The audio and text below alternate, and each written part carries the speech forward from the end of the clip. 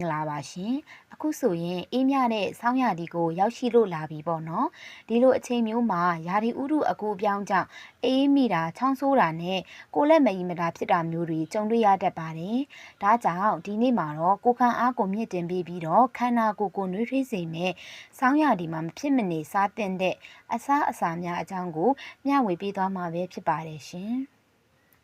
ပူပူနွေးနွေးဟင်းရီများပထမဆုံးအနေနဲ့ကတော့ဆောင်းရာသီမှာအရေးကြီးဆုံးကပူပူနွေးနွေးလေးစားတောက်ဖို့ပါပဲရှင်။ချက်သားဟင်းရီအမဲသားဟင်းရီနဲ့ဟင်းဒီဟင်းရွက်စွပ်ပြုတ်ပူပူလေးတွေကခန္ဓာကိုယ်ရဲ့အပူချိန်ကိုထိန်းညှိပေးပြီးတော့ကိုယ်ခံအားကိုတိတိတာတာတိုးတက်စေပါတယ်။အေးမိကျင်တယ်လို့ဖြစ်နေတဲ့လူတွေအတွက်တော့ဟင်းရီပူပူတစ်ခွက်ဟာအဆန်းထွက်တဲ့ဆေးတစ်ခွက်လိုပါပဲရှင်။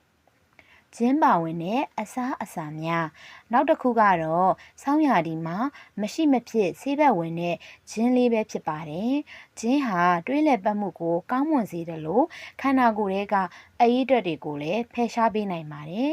ဂျင်းရည်နှွေးချမ်းပူပူလေးပဲဖြစ်ဖြစ်ဟင်းတွေထဲမှာဂျင်းကိုပို့ထည့်ပြီးတော့ချက်ပြုတ်ပေးတာပဲဖြစ်ဖြစ်ပြုလုပ်ပေးတင်ပါတယ်နော်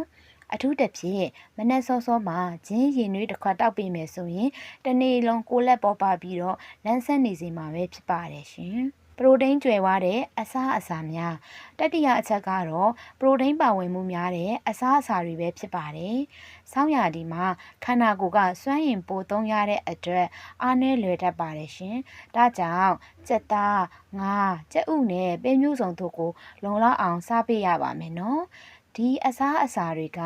ကြွက်သားတွေကိုထိမ့်သိမ်းပြီးတော့ကိုယ်ခံအားစနစ်ကိုတမ်းမာစေလို့ပင်ပန်းနွမ်းနယ်မှုကိုသက်သာစေပါတယ်ရှင်ဟင်းဒီဟင်းရွက်များကျန်းမာရေးအတွက်မပါမဖြစ်တာကတော့ဟင်းဒီဟင်းရွက်များပါပဲမုံလာဥနီကိုက်လံပန်းကော်ဖီနဲ့ဟင်းနုနွယ်တို့မှာဗီတာမင်ဓာတ်တွေအများအပြားပါဝင်ပါတယ်